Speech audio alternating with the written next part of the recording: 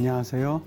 지금도 역사하시는 하나님을 성경을 통해 만나시게 되기를 주님의 이름으로 축복합니다. 쉽고도 정확하게 알차고 재미있게 하나님의 말씀을 가슴 깊이 새기는 시간, 소문난 성경교실의 이성훈 목사입니다.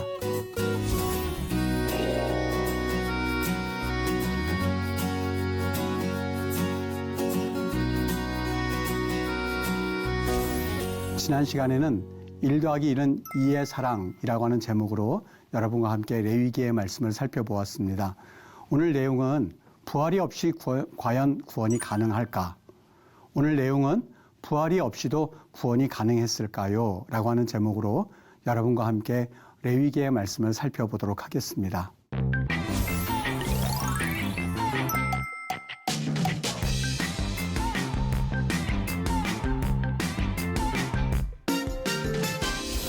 여러분, 우리가 신앙생활하면서 여러 가지 마음의 질문을 가지고 우리의 믿음을 점검해 보기도 하고, 그리고 또 우리가 알고 있는 이 구원의 진리의 말씀에 대해서 묵상하기도 하는데, 여러분 혹시 이런 그 질문은 가져보신 적이 있으실까요?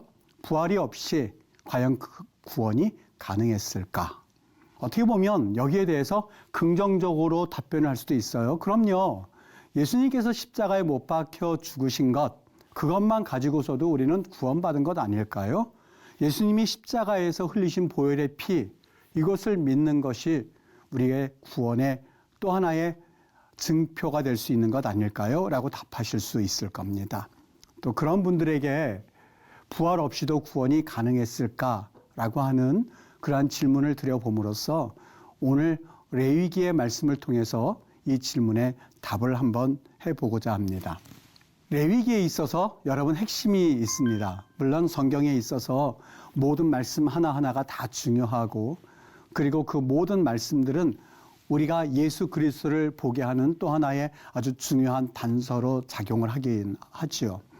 오늘 레위기 말씀에 있어서 가장 중요한 말씀을 하나 들라고 한다면 저는 서슴지 않고 레위기 16장의 말씀을 들었으면 좋겠습니다. 레위기 16장에 보면 속죄제는 우리가 그동안 어떤 종류가 있을까요? 속죄제로는 지금 이야기한 것처럼 속죄제가 있고, 그리고 이 속죄제의 그 제물로서는 숫소와 순 염소와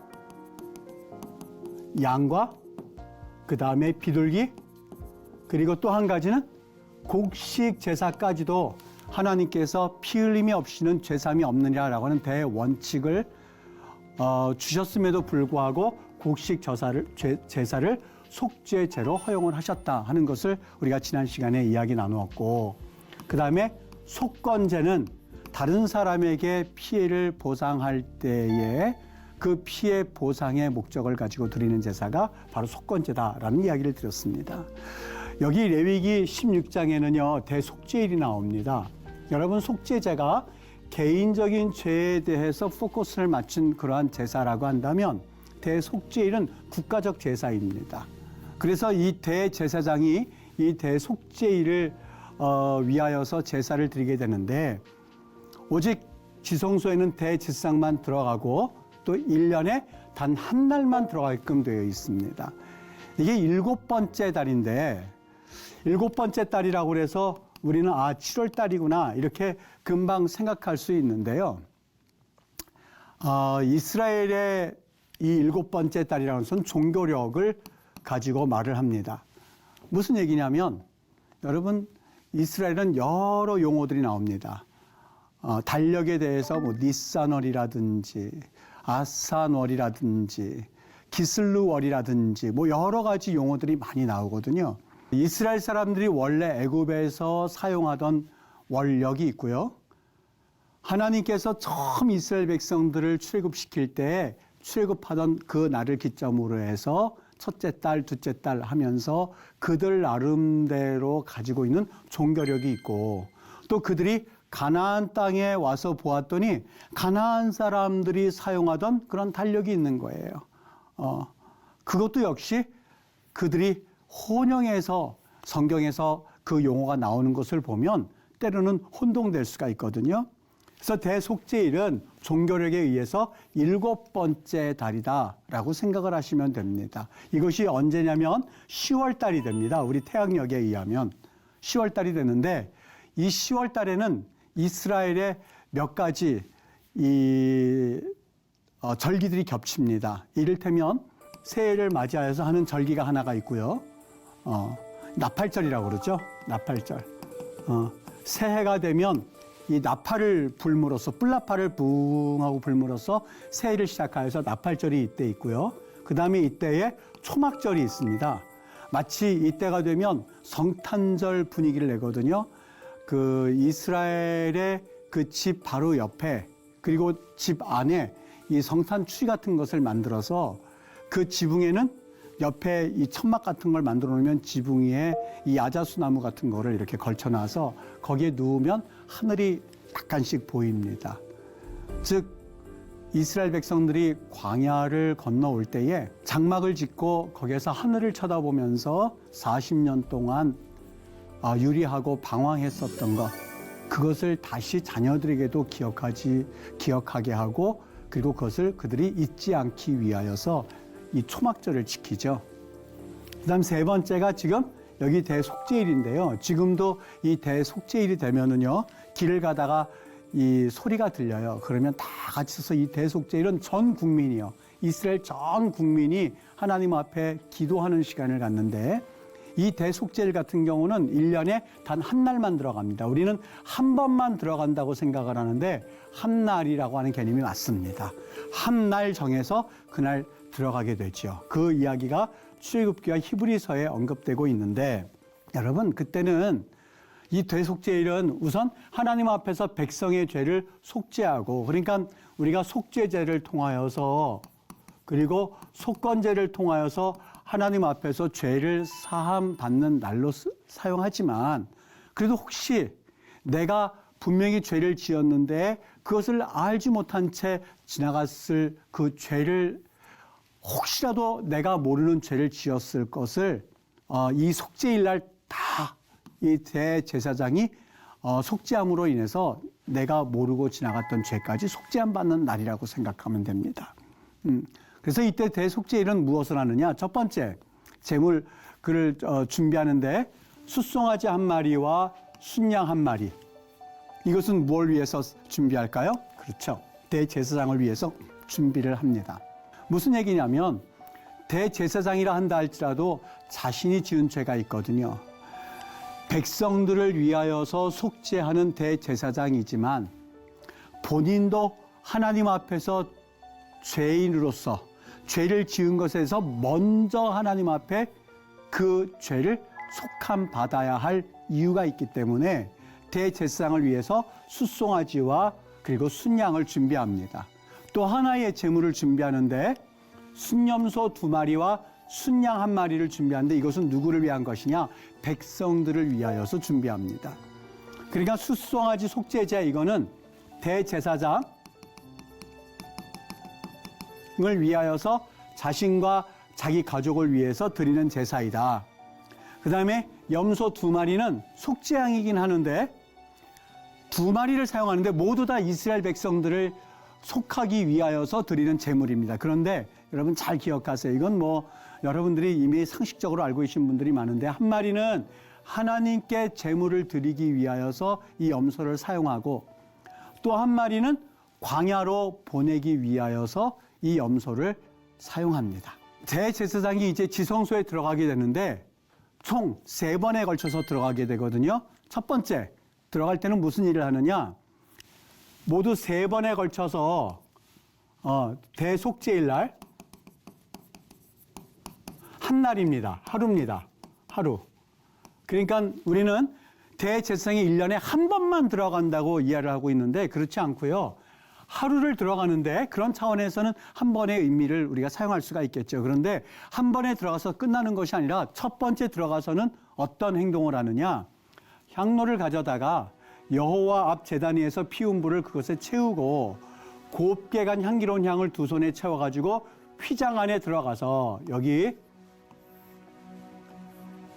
성소가 있고 지성소가 있고 지성소가 있고 여기 휘장이 있죠.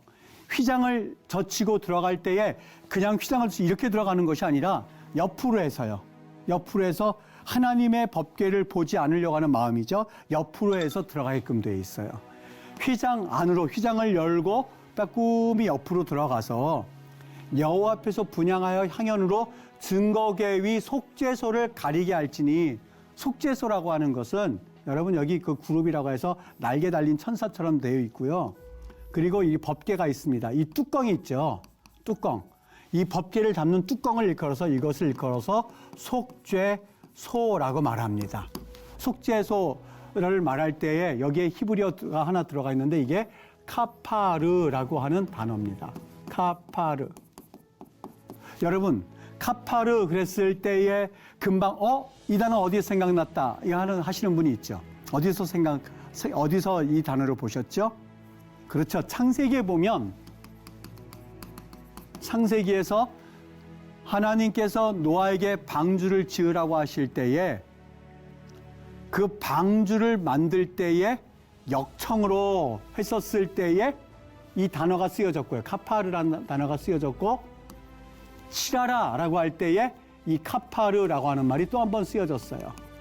그래서 이 방주라고 하는 것은 물이 새어오지 못하도록, 역청이라는 표현을 썼을 때 물이 새어 들어오지 못하도록 하는 그런 역할을 하는 것처럼 이 카파르는 덮다, 즉 덮을 것을, 역청이란 말이죠. 덮을 것을 가지고 칠했다, 덮어버렸다라는 의미로서 그 물이, 바닷물이 들어오지 못하게 하는 그 역할을 막게 하는 역할을 하는 것처럼 이 카파르라고 하는 것은 무언가 침투해 들어오는 것을 막는 역할을 하는구나. 그리고 이 카파르란 말이 언제 쓰여졌다고 그랬어요? 레위기에 보면 네 죄를 속할지니라 라고 할 때 속한다는 말이 무슨 말일까? 이 카파르란 단어입니다. 카파르, 덮다. 즉 우리의 죄가 있어서 불끈불끈 이 죄로 인하여서 내가 사람 구실을 하지 못하고 어떻게 보면 죄인처럼 살아가 있는데 이것을 하나님이 덮어버리시는 거예요. 무슨 도구로 덮어버릴까요? 피로써 덮어버리는 거예요. 피 흘림이 없은즉 사함이 없느니라 말씀하셨으니 피를 가지고 우리의 죄를 덮어버리는 거예요. 여러분, 덮으면 보이지가 않아요. 덮어버리면 사라져버리는 거예요. 없어져버리는 거예요. 바로 이것이 피의 역할인 것처럼 예수님께서 보혈의 피, 신약에 있어서는 이 피, 보혈의 피를 가지고 우리의 죄를 그냥 덮어주시는 거예요. 볶는 녹듯이 사라져버리게 하시는 것이 이 보혈의 피의 역할이죠. 그때에 우리는 카파르를 보았거든요. 법궤가 있는데 속죄소를 만들 때에 이 속죄소의 단어가 뭐냐면 이 카파르라고 하는 단어를 사용하여서 속죄소 단어를 쓰고 있습니다. 즉 분향을 하는데 연기가 막 나잖아요. 분향을 하는데 그 연기가 막 나와가지고 어디까지 덮는다고요? 속죄소를 덮어버리는 거예요. 이걸 덮어버리는 거예요. 여러분 무슨 생각이 나시나요? 왜 향을 피우고 왜 그 향이 속죄소를 덮도록 자욱하게 만드는 걸까요? 한번 상상해 보시겠어요? 여기가 지성소예요. 제사장이 들어갈 때 옆으로 들어갔어요. 그리고 향을 피워가지고 그리고 그 향을 피워가지고 향 막 나는 것을 이렇게 들고서는요. 그리고 막 이곳저곳 이렇게 하는 그 대제사장은 그 향내 나는 그 연기를 가지고 쭉 뿌리는 거예요. 다 뿌리는 거예요. 그러면 어떻게 될까요? 자욱하게 돼요. 이렇게 어느 정도 한정된 공간이니까 연기가 자욱했을 때에 뭘 볼 수가 없어요? 이 법궤를 볼 수가 없어요. 무슨 이야기냐? 이렇게 말하죠. 속죄소를 가리게 할지니 그리하면 그가 죽지 아니할 것이며, 하나님을 보게 되면 누구든지 죽을 수밖에 없거든요. 그러니까 대제사장이라 한다 할지라도 연기를 내서 그래서 자신이 죽지 않게 하기 위한 그런 방법이 향을 뿌려서 연기를 내게 하는 거예요. 두 번째, 어떤 작업을 하냐? 숫소정아지의 피를 동편에 뿌려라. 속죄소 앞에 7번 뿌린다. 속죄소라고 하는 것은 법궤의 뚜껑을 말한다고 그랬죠. 그 앞에 7번 뿌리고 숫송아지의 피를 동편에 뿌리는 거예요. 무엇 때문에요? 바로 대제사장이 죽지 않는 그러한 또 하나의 자기 자신의 죄를 위해서. 여러분, 하나님은 비유하자면 뭐와 같다고 그러셨어요? 태양과 같다고요. 너무 좋은 태양이지만 그 근처에 다가가면요 죽거든요. 뜨거워서 죽거든요. 하나님은 사랑이신 분이세요. 그런데 동시에 그분은 너무 거룩하신 분이세요. 죄인의 육신을 입고 그분께 다가가면 여러분 누구든지 살 사람이 없어요. 그만큼 그분의 거룩함이 너무너무 우리가 말로 표현할 수 없을 만큼 너무 거룩하신 분이세요. 그분은 거룩하셔서 죄와 같이 거하실 수가 없어요. 여러분, 이 빛이 어둠과 같이 있을 수 있을까요? 아니요. 어둠은 빛을 켜는 순간, 불을 켜는 순간 싹 사라져 버립니다. 하물며 하나님은 이 빛보다 더 강력한 분이세요. 정말 우리가 그 근처에 가면 죽을 수밖에 없는 거예요. 여러분, 그 대제사장이 백성들의 죄를 사하기 전에 앞서서 자기의 죄를 위해서 제사를 드려야 되는 거예요. 이번에 백성의 속죄제요. 이것이 완성되고 나면 이제 백성들을 위해서 제사를 드리는 거예요. 두 번째 이 제사를 드릴 때에 죄사함을 받지 못하면 대제사장도 죽을 수밖에 없는 거거든요. 정말 이 제사를 때 얼마나 두렵고 떨리는 마음으로 제사를 드릴까요? 이 제사를 하나님 받으시옵소서. 안 그러면 나는 죽습니다. 제사 드리러 왔다가 죽습니다. 죽게 되면 그 백성들이 줄로 끌어내리는 거죠. 세 번째, 백성의 속죄제를 드는데 아까 순염소 2마리라고 그랬죠. 한 마리는 백성의 죄를 위하여서 하나님께 죽여서 그 피를 뿌립니다. 한 마리 됐죠? 두 번째는 염소를 한 마리는 죽였지만 한 마리는 거기에 안수를 해요. 안수의 의미는요, 원래는 기댄다라는 의미가 담겨져 있습니다. 기댄다. 뭘 기댈까? 그 염소에게 있는 힘을 다해서 기대는 거예요. 뭐라고요? 내 죄가 정말 이 염소에게 모두 다 전가가 되었습니다. 라는 그 믿음을 가지고 그 염소에게 죄를 전가시켜요. 그리고 그 염소를 광야로 내보냅니다. 그 염소를 일컬어서 뭐라고 그러냐면 아사셀 그럽니다. 아자젤 그래요. 여기 아자젤 그래요.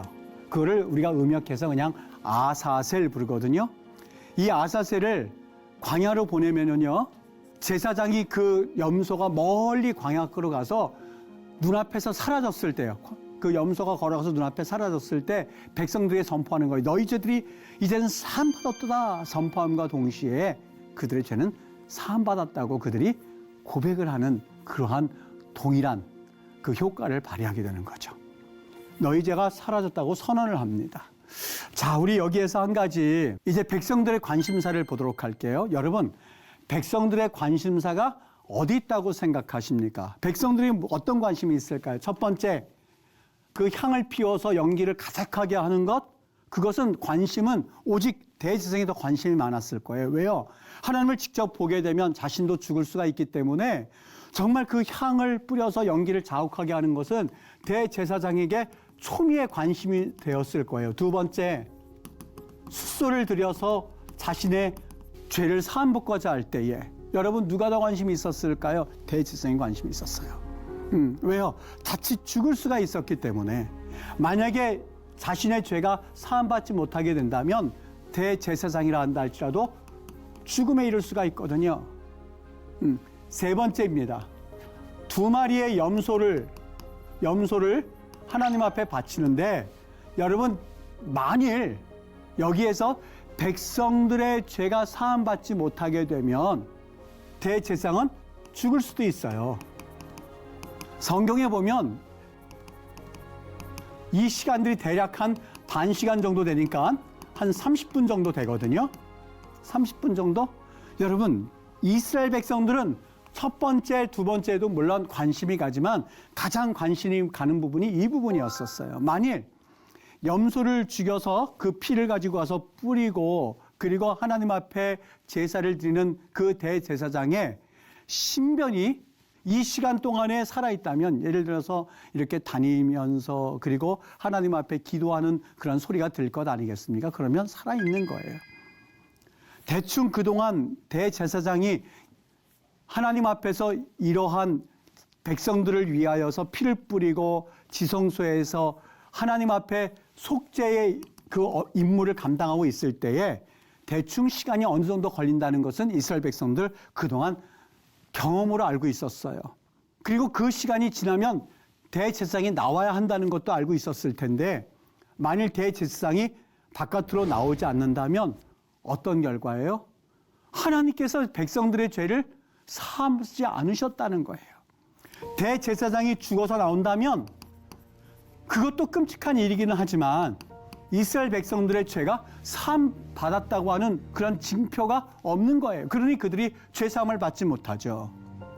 그러니 이스라엘 백성들이 얼마나 대제사장이 살아서 나올까? 아니면 죽음에 이르는 것일까? 대제사장이 정말 아직도 살아있는 것일까? 아니면 죽은 것일까? 30분이 지났어요. 40분이 지났어요. 50분이 지났어요. 그 시간이 흘러갈 때마다 아마 그들은 가슴이 콩닥콩닥거렸을 거예요. 과연 우리가 하나님 앞에 죄사함 받았다고 하는 그러한 제사가 성공적으로 하나님 앞에 드려지는 것일까? 아니면 죽어서 나온다면 여러분 그것만큼 끔찍한 것이 없어요. 하나님이 이스라엘 백성들의 죄를 사하지 않으셨다고 하는 그 하나의 또 하나의 아주 엄청난 재앙이거든요.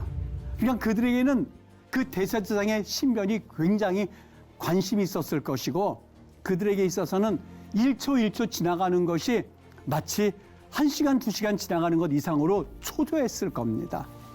여러분 여기 우리가 꼭 읽어야만 하는 성경 구절이 바로 여기에 있습니다.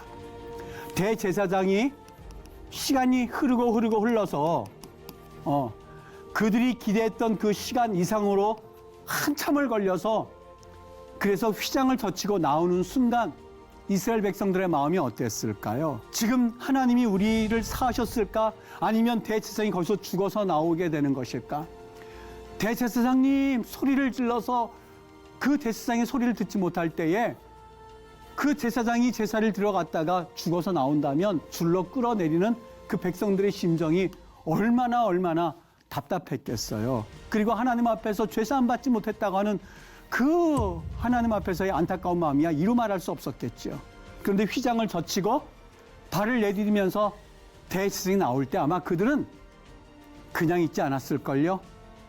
여기저기에서 환호성을 지르면서 우리의 대제사장이 이제 휘장에서 나왔도다. 지성소에서 나왔도다. 동시에 우리의 죄가 사함 받았다고 하면서 그들은 와 하고 소리를 지르지 않았겠습니까? 오늘 그런 광경을 한번 상상해 보시면서 히브리서를 한번 읽어보시면 그 말씀이 와닿을 수 있어요. 염소와 송아지의 피로 하지 아니하고 염소의 피는 백성들의 죄를 위하여서 드렸던 제물이었었고 송아지는 바로 대제사장을 위하여서 드렸던 제물이었었어요. 염소와 송아지의 피로 하지 아니하고 오직 여기 자기라고 하는 것은요 예수 그리스도 자신의 피로 영원한 속죄를 이루사 여기 단번에라고 돼 있는데 우리는 이거는 한 번에 이렇게 생각하는데요. 지금 했었던 이야기를 잠깐 여러분 생각해 보시겠어요? 대제사장이 들어갔을 때 어떠한 제사 방법을 따른다고요? 첫 번째, 향을 통하여서 연기를 만든다고 그랬죠? 그래서 하나님을 직접 보지 않게 하기 위한 그러한 작업과 두 번째, 왜요? 하나님을 보면 죽기 때문에. 두 번째, 자신의 죄를 위하여서 그래서 숫소를 하나님 앞에 드리는데 이 제사가 필요가 없는 거예요. 예수님은 하나님이세요. 그러니 그분이 하나님을 보신다고 해서 죽는 일은 없을 거거든요. 예수님은 동정녀 마리아에게서 탄생하신 하나님이세요. 그분은 애시당초 죄하고는 상관이 없으신 분이세요. 그러니 자기 스스로를 위하여서 제물을 드릴 필요가 없으신 분이세요. 1번과 2번의 과정은 필요가 없으셨던 분이세요. 그리고 3번으로 들어가게 되는데 순염소를 죽임으로써 백성들의 죄를 사하는 그런 제물로서 순염소가 사용되었는데 예수님께서 스스로 숫염소가 되신 거예요. 그분께서 스스로 제물이 되신 거예요. 예수님은 우리의 죄로 인하여서 십자가에서 돌아가셨는데 3일간 그분이 어둠 가운데 죽음 가운데 계셨다가 3일 이후에 그분이 부활을 하셨어요. 여러분 이 부활의 의미가 어떤 의미인지 조금 이해가 되십니까? 이것은 하나님이 그분을 제물 삼으셔서 우리를 용서해 주셨다고 하는 하나의 놀라운 표징과 같은 그러한 사건이 부활 사건인 거예요. 그래서 성경은 말합니다. 예수는 우리가 범죄한 것 때문에 내줌이 되고 3일 동안 그분이 죽으심의 사건이 있었다가 우리를 의롭다 하시기 위하여서 우리를 용서하신 후에 의롭다 하시기 위해서 그분이 부활하신 사건을 말합니다. 그리스도께서 다시 살아나신 일이 없으면 우리의 믿음이 그래서 헛되게 되는 거예요. 여전히 죄 가운데 있다고 성경은 말씀하고 있는 거예요. 사랑하는 여러분, 과연 구원이 없다면 우리의 구원이 완성이 이루어졌을까요? 라고 하는 질문에 대해서 예수님의 십자가에서의 죽으심은 우리의 죄를 위하심이요, 그리고 부활은 그 죽으심의 완성을 통하여서 우리가 의롭다 하심에 대한 산 증거가 되는 것이죠. 오늘 수업 여기까지 하도록 하겠습니다. 여러분, 유익한 시간 되셨습니까? 오늘 수업은 유튜브로 다시 보실 수 있습니다. 주변에 많이 공유해 주시고 복습도 하시면서 말씀의 유익함을 더 깊이 누리실 수 있게 되기를 바랍니다. 다음 시간에는 우리가 법계에 대해서 좀 한번 레위기의 말씀을 상고하면서 우리 주님께서 우리를 얼마나 사랑하시는가라고 하는 말씀을 나누어 보도록 하겠습니다. 오늘도 말씀으로 승리하시고 다음 시간에 뵙도록 하겠습니다. 감사합니다.